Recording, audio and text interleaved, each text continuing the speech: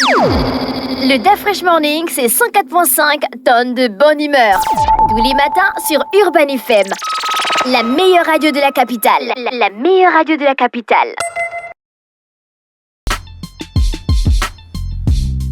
Vous êtes sur les 104.5 Urban FM, la station urbaine. On est avec Bête 241. Elvis, bonjour. Bonjour Dafresh, bonjour René Rude, bonjour Fallon, bonjour Mosley, bonjour tous les auditeurs des 104.5 qui nous écoutent ce matin. Alors on va démarrer avec le sponsor Bête 241. Chers auditeurs, comme vous le savez, à tous les taximans qui ont l'habitude évidemment de parier sur le site www.bet241. Vous avez la possibilité maintenant, lorsque vous partez dans les stations Total, de faire votre plein, mais en même temps aussi de pouvoir faire votre ticket Bet 241. Donc c'est désormais possible. Vous avez la possibilité de faire directement votre pari dans les différentes stations service Total. Et bien oui, comme je le dis, vous avez bien entendu, vous pourriez non seulement faire le plein de votre voiture et en même temps faire un ticket Bet 241. Alors comment ça marche? Il vous faut ouvrir l'application MyBet241.net qui s'écrit MYBET241NET. Vous choisissez votre match, vous insérez le montant de votre mise et lorsque vous êtes à la station Total, rendez-vous dans une boutique et pour imprimer votre ticket, c'est véritablement un gain de temps. Vous comprenez que vous n'avez pas la possibilité d'aller encore chercher un vendeur agréé Bet 241 quand vous êtes à une station Total pour faire votre ticket. Donc voilà comment ça marche, chers auditeurs. Vous qui avez les véhicules, allez-y dans les stations Total, vous faites votre plein et vous faites évidemment vos tickets Bet 241 via l'application MyBet241.net. Nous, on va aller du côté du sport. On va parler déjà de la confirmation des candidatures. Là, je parle évidemment de l'élection de la Fédération gabonaise de basketball qui va se passer ce samedi 11. Le ministère a confirmé la candidature de Stéphane Lasme avec son plan d'action qui s'appelle Go Kaloa. Et, non. René, tu allais chercher. Go Kaloa. René n'a pas cherché. C'est en langue roumienne. Et Willy Conrad Soko pour son projet N1. Alors, ça va se passer ce samedi 11 janvier 2024. On espère que le meilleur va l'emporter. Est-ce que le collège, ils appellent ça comment? Le collège électoral. C'est bon? Oui, le collège Tout le monde a cotisé. Ou bien on va apprendre les voix de ceux qui n'ont pas cotisé. Pourquoi quand je parle de ce sujet-là, tu fais toujours genre comme si je parlais d'une mauvaise chose? Non. C'est pas le même cas de figure que celui qu'on a eu pendant l'élection de la Ligue de l'Est de basketball. D'accord. C'est qui le collège électoral? Pendant l'AG ordinaire, le président sortant ainsi que son secrétaire avaient notifié ceux qui doivent voter. Donc, parmi ceux qui doivent voter, on a des clubs, des associations sportives et évidemment les présidents des ligues. Maintenant, les présidents des ligues qui n'avaient pas respecté le cahier de charge de la fédération, deux ligues ont été exclues, à savoir la Ligue de l'Estuaire de basketball et la Ligue du Moyen-Ogooué de basketball. Maintenant, derrière, tout est organisé maintenant avec le ministère. Donc, on attend que le ministère confirme là-dessus. Est-ce que, comme ça a été apaisé par rapport aux différentes candidatures, il y a eu une guerre sur le net où certains étaient en train de discréditer la candidature de Stéphane Lasme et d'autres étaient en train de discréditer la candidature de Big Will, de Willy Conrad Soko. Et le ministère est venu apaiser, les deux candidatures ont été acceptées. Maintenant, est-ce que... Donc, ils font la guerre par journaux interposés. Voilà, comme tu as pu le voir. Et du coup, derrière, est-ce que le ministère va regarder ce que les textes de la fédération disent, qui est derrière les textes n'ont pas été respectés par ces deux ligues, celle du Moyen-Ogooué et celle de l'Estuaire, où le ministère va amener la carte d'apaisement. On ne sait pas, mais les deux candidatures sont bel et bien confirmées et l'élection est confirmée pour ce 11, sauf si il y a évidemment un deuxième report parce que ça avait d'abord été annoncé pour le 23 décembre 2024 dernier. Voilà, on va aller du côté du football pour parler des éliminatoires de la Coupe du Monde féminin qui va se passer pour les U17 qui va se passer évidemment où on a la sélection gabonaise qui sera opposée au Banyana de l'Afrique du Sud. Le match aller va se jouer du côté du Stade de Franceville ce samedi 11 janvier 2025 et le match retour retour va se passer du côté du Tswana Lucas Stadium le 18 janvier. Et là, par rapport à ce match, évidemment, il y a des nouvelles qui font couler beaucoup d'encre de salive parce que les passionnés de football, ceux qui regardent le football gabonais actuellement, beaucoup se sont indignés de dire que pourquoi cette sélection des U20 chez les filles les U17 chez les filles va aller jouer les éliminatoires de la Coupe du Monde parce que derrière, il n'y a pas eu de championnat. Et lorsque je suis allé faire quelques recherches, j'ai pu voir notamment, je ne vais pas citer les noms, certains qui ont publié sur le net, sur la part de l'équipe nationale du Gabon. Beaucoup se sont indignés, beaucoup étaient contre. Par exemple, là, on a un internaute qui dit ceci, toujours les mêmes histoires de la fédération. On ne sait pas qui a été sélectionné, sur quelle base, mais on vient nous informer que le regroupement est effectif. Tu vois un peu, donc il y a beaucoup qui se plaignent. Là derrière, et il y a une autre personne qui dit, est-ce qu'on est obligé de participer, sachant qu'il n'y a pas eu de championnat chez les filles ces 3 dernières années. Tu te souviens, ici, on en a eu, on en a reçu le chargé juridique de OIMAC où on se retrouvait dans un cas de figure où il y avait 2 poules. Tu te souviens, l'équipe de Freddy Koula était en tête dans son groupe avec moins de matchs, et dans l'autre groupe, l'équipe de Cartel Ngwa, qui à l'époque président, était en tête avec plus de matchs joués, mais avec un grand nombre de points. Donc, et on s'était retrouvé dans la situation où quel était le club qui devait être choisi pour aller représenter le Gabon en parlant des clubs d'âme. Et au finish, le ministère avait tranché et aucun club n'était parti, tu vois. Donc là encore, on se retrouve encore dans ce même football féminin du Gabon où là, il n'y a pas eu de championnat, mais on a la sélection des U17 qui est déjà en casernement et qui va affronter le samedi 11 janvier 2024 du côté du stade de Franceville, ils vont jouer face au Banyana. Ensuite, le 18, elles vont aller jouer le match retour du côté de l'Afrique du Sud.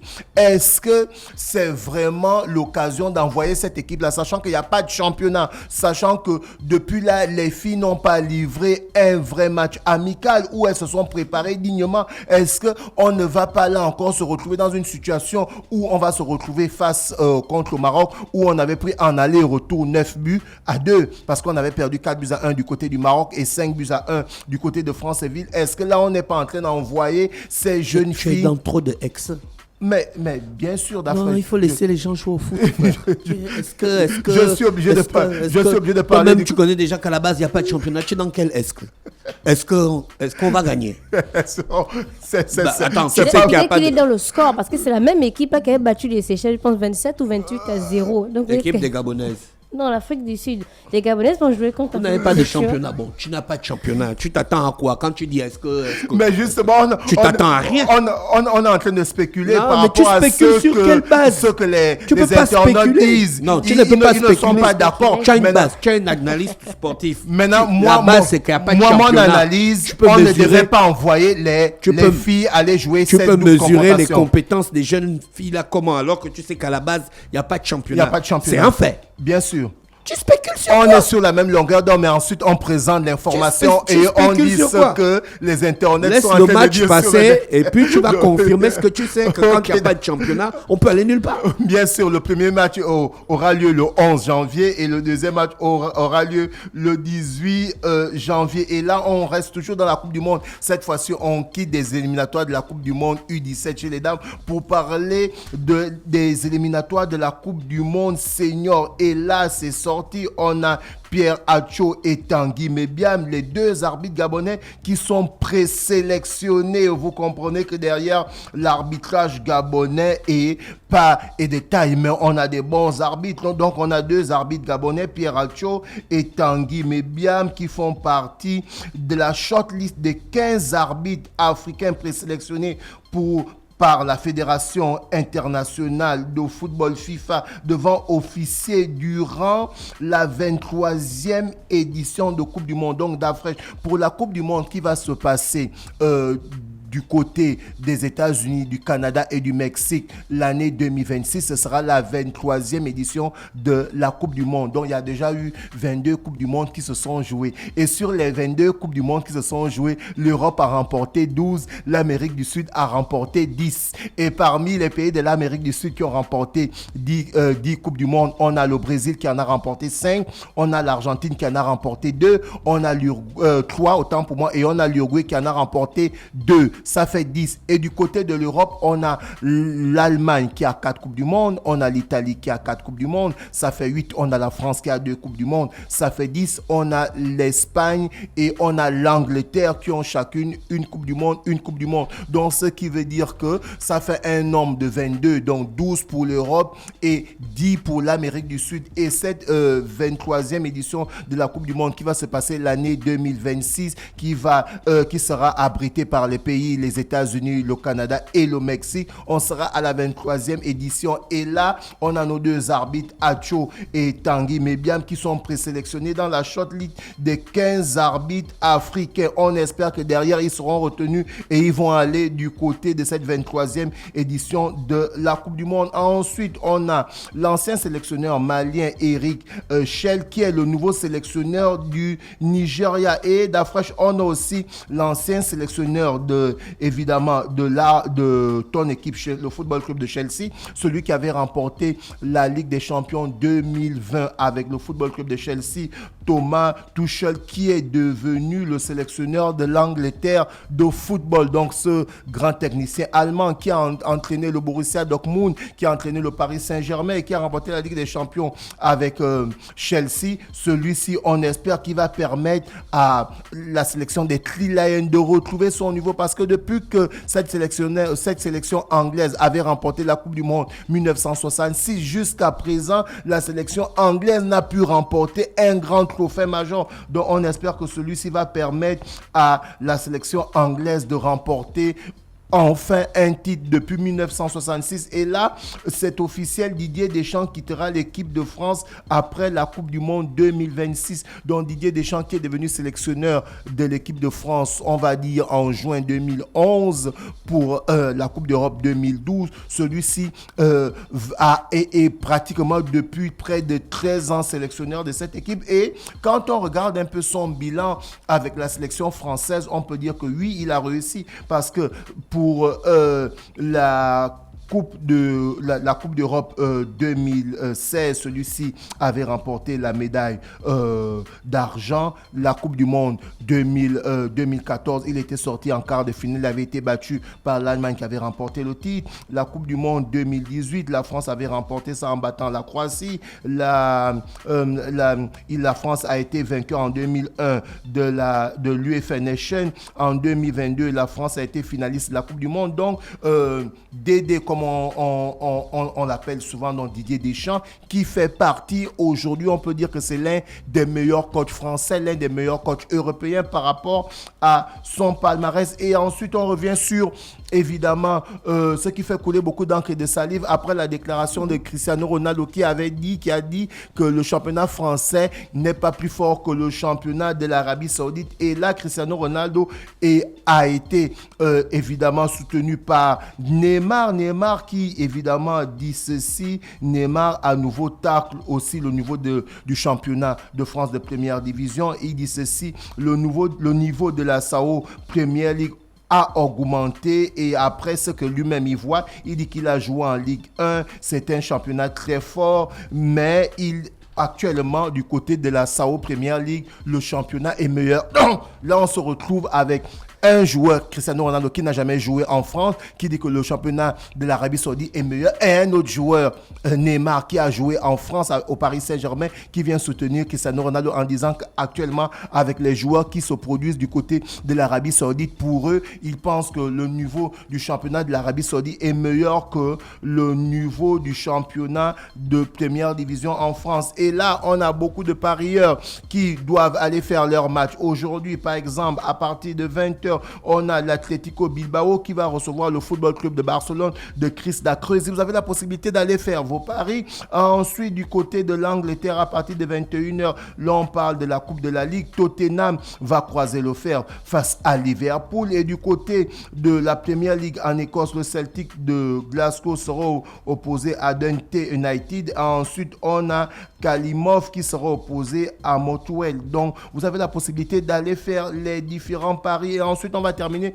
cette rubrique pour parler de Aubameyang. Aubameyang, évidemment, le capitaine des Panthères du Gabon aujourd'hui, qui est en train de un peu d'aller atteindre les 400 buts en sélection, parce que celui-ci actuellement a près de 390 buts en carrière. Donc Pierre-Emerick Aubameyang qui s'affirme comme l'un des meilleurs attaquants, les attaquants les plus prolifiques de sa génération. L'international gabonais qui a marqué les esprits avec les clubs prestigieux tels que Dortmund, Arsenal, le Football Club de Barcelone. Et aujourd'hui, il brille du côté de l'Arabie Saoudite. Donc Pierre-Emerick aujourd'hui, c'est maintenant près de 390 buts, puisque le week-end, il a évidemment marqué lors de la Coupe de l'Arabie Saoudite où Pierre-Emerick, son équipe s'est imposée 3 buts à 0 face à Al Tayoun en Coupe d'Arabie Saoudite, et il a permis à son équipe non seulement à remporter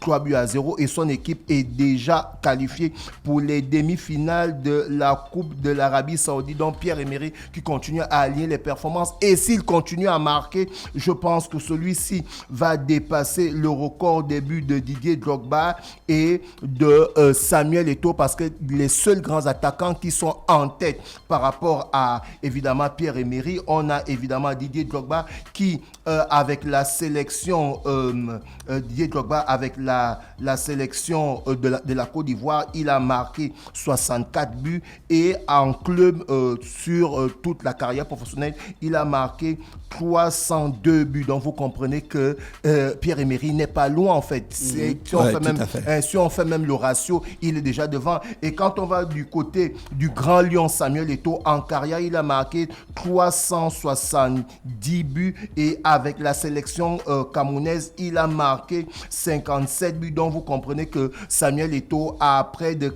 422 buts. Donc Pierre-Emerick, quand il va atteindre près de 400 buts, il a encore 2 ou 3 ans à jouer. Il pourra battre Samuel Eto'o et devenir le meilleur buteur africain de l'histoire quand on mélange les buts sur le plan professionnel avec des clubs et sur le plan de la sélection nationale. Chers auditeurs, on va revenir avec le sponsor. Comme je vous disais tantôt, vous avez cette nouvelle fonctionnalité pratique qui est désormais disponible sur Bet241. Donc, lorsque vous partez faire le plein de votre voiture dans une station Total Service, vous avez aussi la possibilité de faire votre ticket. Donc c'est simple, pendant que le pompiste est en train de mettre le carburant dans votre voiture, vous allez ouvrir l'application MyBet241.net qui s'écrit MYBET. Après vous mettez en chiffre 241 points, et ensuite vous mettez le net ENT. Vous choisissez le match, évidemment vous insérez votre montant, et lorsque vous êtes à la station et que vous avez terminé de faire ce que je vous ai dit là tantôt, c'est-à-dire insérer votre match et mettre le montant sur l'application MyBet241.net, vous partez imprimer votre ticket dans la station Total. Il y a dans toutes les stations Total, il y a les boutiques. Une fois que vous imprimez votre ticket, et ben c'est tranquille, vous avez maintenant la possibilité de vaquer à vos occupations. Donc vous n'êtes plus obligé de faire que pendant que vous êtes à la station Total, vous laissez votre voiture avec le pompiste, vous regardez d'abord à gauche et à droite s'il y a un vendeur agréé Bet241 ou s'il y a une salle Bet241. Non, depuis dans votre véhicule, vous rentrez dans l'application MyBet241.net, vous choisissez votre match, vous insérez le montant, la boutique Total qui est juste en face de vous là, vous allez là-bas, vous imprimez votre ticket et le tour est joué. Et tout ça c'est amené par la société Bet241. Merci à Bet241 avec nous ce matin sur les 104.5 Urban FM, la station urbaine dans l'Uda Fresh Morning, le réveil matinal, le pilote de la capitale sur la radio, la pilote de la capitale. On repart en musique et on se retrouve juste derrière dans quelques minutes. On sera avec René Ruth. On ira à la découverte de quelque chose de plus ce matin. Le Da Fresh Morning, c'est 104.5 tonnes de bonne humeur. Tous les matins sur Urban FM. La meilleure radio de la capitale. La meilleure radio de la capitale.